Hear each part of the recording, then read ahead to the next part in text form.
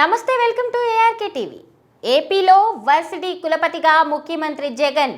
ఏపీలోని ఓ విశ్వవిద్యాలయానికి సీఎం జగన్ ఛాన్సలర్గా నియమించారు.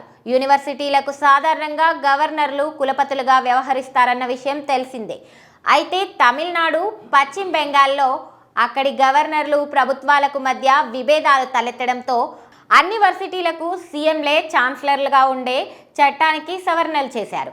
ప్రస్తుతం రాజీవ్ గాంధీ వైజ్ఞానిక సాంకేతిక విశ్వవిద్యాలయం ఛాన్సలర్గా సీఎం వ్యవహరించేలా రాష్ట్ర సర్కార్ ప్రవేశపెట్టిన బిల్లుకు శాసనసభ ఆమోదం తెలిపింది.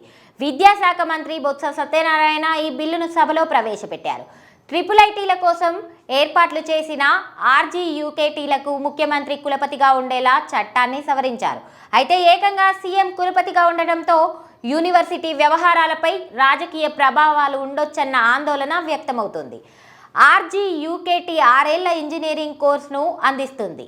గవర్నర్ కులపతిగా ఉంటే యూనివర్సిటీ గ్రాంట్స్ కమిషన్ నుంచి నిధులు వచ్చేందుకు ఎలాంటి ఆటంకాలు ఉండమని, సీఎం కులపతిగా ఉంటే యూజీసీ నిధులు వచ్చేందుకు సమస్య ఏర్పడుతుందని విద్యావేత్తలు ఆందోళన చెందుతున్నారు. ముఖ్యమంత్రి కులపతిగా ఉండటం వల్ల వర్సిటీల్లోనూ రాజకీయ కార్యకలాపాలు, ఉన్నతాధికారుల పెత్తనం పెరిగిపోతుందనే రాజకీయ పార్టీలు విమర్శలు వ్యక్తమవుతున్నాయి. ఇలాంటి పరిస్థితుల్లో ఉపకులపతులు డమ్మీగా మారితే వర్సిటీ ప్రతిభ మసకబారుతోందని విద్యార్థి సంఘాల నేతలు ఆవేదన వ్యక్తం చేస్తున్నారు.